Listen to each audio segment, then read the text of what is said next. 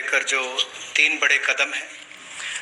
हम सबको पता है समय की बहुत कीमत है और हर व्यक्ति के समय को बचाने का प्रयास किया जाए। इसके लिए हवाई क्षेत्र में यानी कि जो हवाई जहाज से उड़ते हैं उनके लिए अगर कुल मिलाकर देखा जाए तो मात्र 60% भारतीय हवाई क्षेत्र जो है वो नागरिक विमानों के लिए उपलब्ध है। इसलिए भारतीय नागरिक विमानों को लंबे रास्ते लेने पड़ते हैं जिसमें लोगों का समय भी जाता है, फ्यूल भी ज़्यादा कंज्यूम होता है।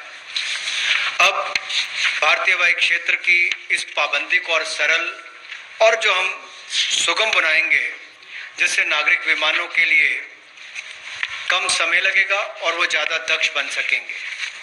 मिलिट्री अफेयर विभाग के साथ समन्वय करके इसको 2 महीने के अंतर्गत सुलझा लिया जाएगा और अवसर उपलब्ध करवाए जाएंगे।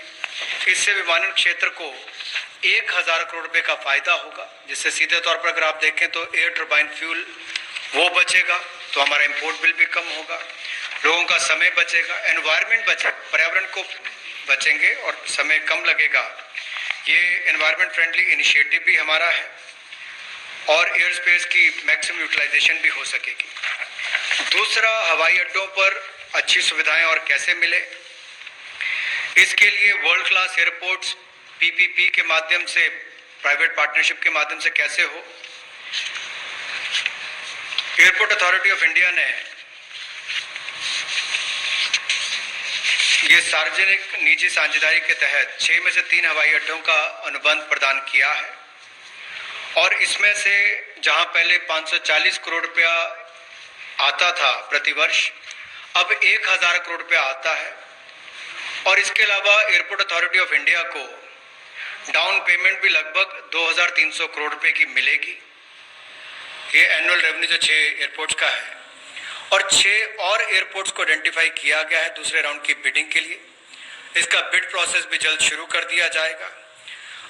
अतिरिक्त निवेश जो हम इस प्राइवेट प्लेयर्स के माध्यम से देख रहे हैं निजी क्षेत्र में, ये 12 हवाई अड्डों में पहले और दूसरे चरण में लगभग 13,000 करोड़ रुपए का आएगा।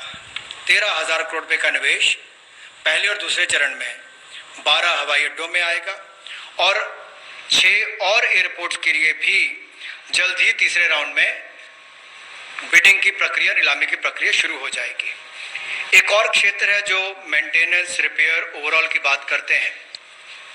जैसे गाड़ियों की रिपेयर तो लोकली हो जाती है, लेकिन हवाई जहाजों का इंजन हो, बाकी स्पेयर्स हो, इसकी रिपेयर चाहे सिविल एविएशन के हो, नागरिक विमान हो या मिलिट्री के हो, उनमें से भी ज़्यादातर विदेश में जाकर रिपेयर होते थे। तो एक और हमारे यहाँ के लोगों का रोजगार के अवसर छिनते थे, दूसरा बाहर जाकर उनको मेंटेनेंस करवानी पड़ती थी।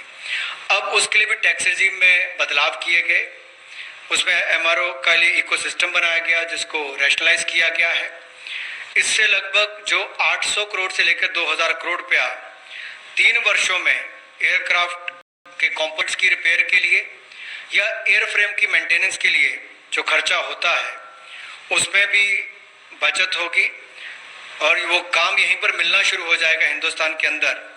और जो मेजर इंजन मैन्युफैक्चरर्स हैं वो भी अपने इंजन रिपेयर फैसिलिटीज़ को यहाँ पर भारत में लानी शुरू करेंगे और डिफेंस और सिविल सेक्टर को कन्वर्ज करके भी हम लोग इस सेक्टर को बढ़ावा दे सकते हैं। उस दिशा में कदम उठाए जाएंगे ताकि